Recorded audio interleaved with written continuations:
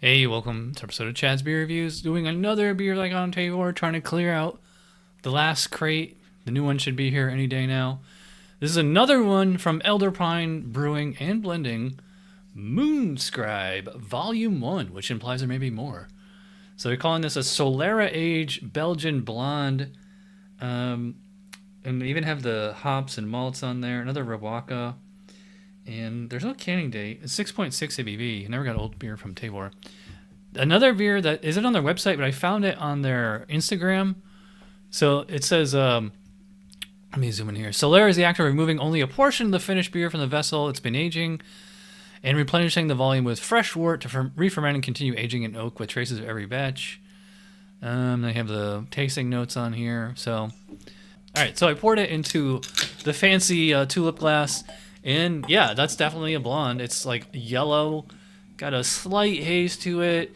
Get a little bit of kind of soapy, sudsy foam, but mostly fizzled away. Let's give this thing a smell. Smells like a Belgian blonde. Classic, just Belgian yeast esters. I'd say it's like kind of candy, but also banana. Almost like you ever had those banana chips, like the dried banana. Those are pretty good. Got a little, like, definitely some, like, kind of orange citrus in there. Again, kind of like an orange citrus candy or something like that. Getting no alcohol in here. Oh, it is only 6.6, which is actually kind of light for a Belgian blonde. Usually they're like 9%. I would not say, this doesn't smell sour, and I don't get Brett on here.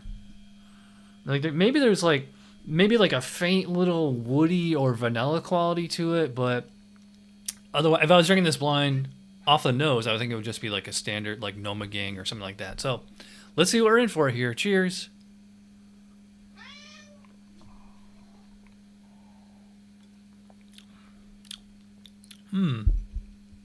Yes.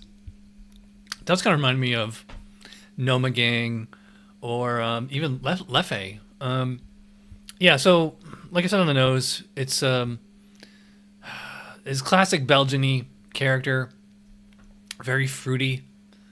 Very fruity. I mean, I would call this kind of like a mix of like almost probably like more orange and than it is banana. Not that there's no banana in there, but yeah, a little bit of orange, a little bit of banana, a little bit of like maybe like a kind of coriander kind of spice. Now they made a point of saying that this is hop with Riwaka, which is it's another New Zealand hop. It tends to be very tropical, very melony. I would definitely say, yeah, there's just a little bit of cantaloupe or honeydew on here. Maybe peach.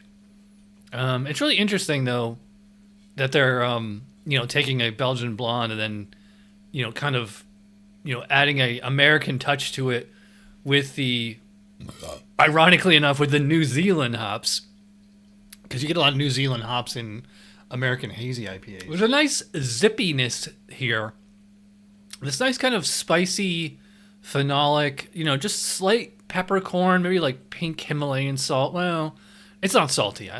Just like a little bit of like peppercorn, maybe rye. And it's really interesting because like you have like this fruity flavor, you have like the Belgian yeast character, and you have like the Riwaka adding like a touch of tropical or stone fruit to it.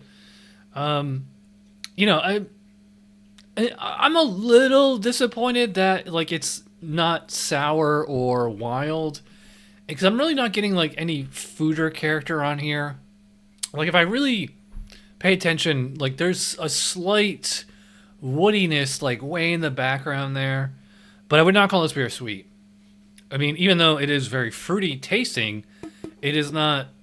There's a difference, like oddly enough, like between the taste of fruit and sweetness. This one to me, seems to be very well attenuated.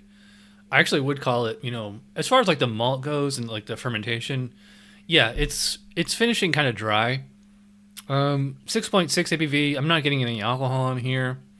Well, not that you really should, but I probably put the body at maybe medium. Yeah, probably about medium. But the carbonation is high.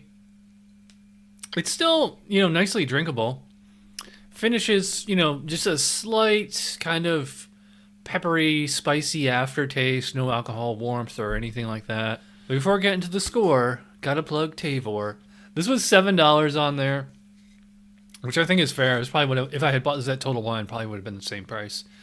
So if you want to sign up with 𝓑𝓻, scan that QR code or there's a link in there in the description. You can just tap or click that, depending on if you're mobile or on PC or whatever. So anyway, yeah, I like this one. I don't love it. But yeah, this is definitely one of the more interesting ones. So again, I'm kind of, taking a little bit of points off because like the selling point is the Riwaka and the foeder age, and I'm not really getting that. It's there, but like it's there to me. It's really subtle. Otherwise, it's a solid Belgian blonde. If I was scoring this at BJCP specs, this would probably be, mid to high 30s, maybe 41, 42, something like that. But yeah, I'm gonna give this an 8 out of 10 to the MoonScribe Volume 1. Which implies there's going to be others, so I would like to look forward to that. What they'll probably do is, swap out a different hop next time.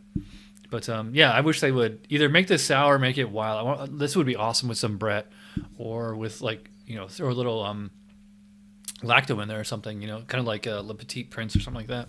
All right, I'm rambling. If you watch all the way in, you're awesome. Thanks for watching. I'll see you guys for Cider Saturday. Cheers.